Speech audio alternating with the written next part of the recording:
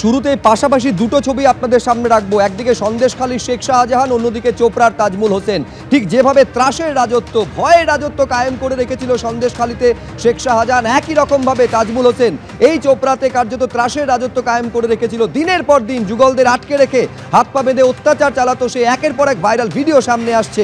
29শে জুনের একটি ভিডিওর প্রেক্ষিতে গ্রেফতার হয়েছেন তাজমুল হোসেন, কিন্তু আরেকটি ভিডিও তার সামনে এসেছে যেটা 15 এবং 16 জুনের। দু জায়গার ছবি দেখতে পাচ্ছেন। সন্দেশখালীর শেখ শাহজাহান গ্রেফতারির পরেও যতটা বেপরোয়া, একই রকমভাবে তাজমুল হোসেনের গ্রেফতারির পরেও তার শরীর ভাষায় সেই বেপরোয়া ভাব। এই একই রকমভাবে তাজমুল হোসেনের বিরুদ্ধে অভিযোগ যে সব কিছু জানা সত্ত্বেও পুলিশ কোনো ব্যবস্থা নিত না।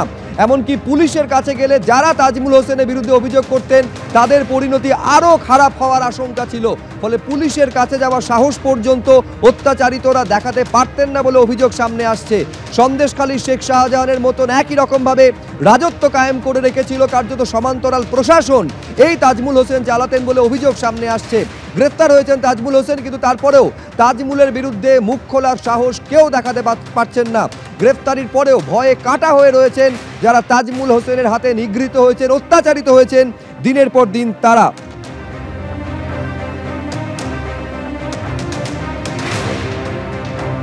সনদ যা আমাদের প্রতিনিধি আরো বিস্তারিত এই নিয়ে বলবেন। সনদ, ইতিমধ্যে যে ভাইরাল ভিডিও সামনে এসেছে যার প্রেক্ষিতে এই তাজমুল হোসেনের গ্রেফতারি হয়েছে, কিন্তু একের পর এক এরকম অত্যাচারের ছবি সামনে আসছে। আরেকটি ছবি যেখানে দেখা যাচ্ছে দুজনকে হাত পা বাঁধা অবস্থায় অত্যাচার চালাতে তাজমুল হোসেনকে দেখা যাচ্ছে।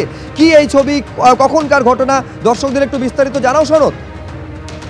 দেখো শুভ্রজিৎ, এই ঘটনা হচ্ছে গত 15 এবং 16 জুন এবং ঘটনাস্থল লক্ষ্মীপুরের ডাঙ্গাপাড়া। এবং এই যে একটা যুবক যুবতী তাদের বেঁধে অমানসিক অত্যাচার করা হচ্ছে, 2 দিন ধরে কিন্তু এই অত্যাচার করা হয়েছে। এবং যেটা হচ্ছে এক পঞ্চায়েতের সদস্যের বাড়িতে জেসিবি নাম এবং ওটা হচ্ছে তাজমুল হোসেন যিনি মারধর করছেন।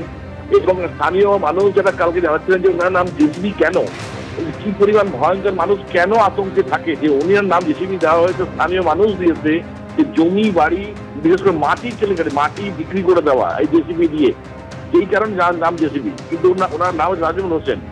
এবং অত্যাচারের মাত্রা ভয়ঙ্কর জায়গায় নিয়ে যান। এই যে জায়গা, এরকম এই ঘটনাগুলো হচ্ছে নিত্য নৈমিত্তিক ঘটনা। যেখানেই একটা মহিলা করতে গন্ডগোল হবে সেখানেই এনারা হাজির হয়ে যাবেন, গিয়ে সামাজিক বিচার বসাবেন, বসে প্রথমে অত্যাচার, তারপরে হচ্ছে জরিমানা। এবং সেই জরিমানা সেটা লক্ষাধিক টাকার উপরে। এর সঙ্গে জড়িয়ে আছে অর্থনীতি। এবং গোটা এলাকায় কার্যত বলা যায় যে এরা কিন্তু এই যে লক্ষ্মীপুর এলাকাতে এরা কিন্তু এই যেটা চরম মাত্রায় নিয়ে গেছেন, যেখানে পুলিশ সমস্ত জানে। এবং এই ঘটনা তো অন্ধকারে হয় না, এবং সকলের সামনে হয় যাতে ভয় পায় লোকে।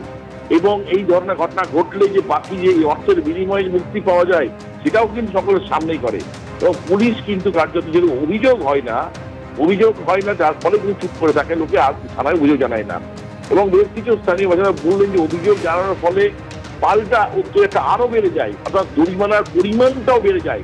একেবারে তুমি আমাদের সঙ্গে সনদ থাকো, ফলে বুঝতে পারছেন ঠিক যেরকম ভাবে অত্যাচার চালাতো সন্দেশখালীতে শেখ শাহজাহান, যা যা অভিযোগ তার বিরুদ্ধে উঠতো, জমি ইত্যাদি দখল করে নেওয়া, ঠিক একই রকম ভাবে এখানেও সেই একই অভিযোগ উঠছে চোপড়ার এই তাজমুল ইসলামের বিরুদ্ধে ওরফে জেসিবি।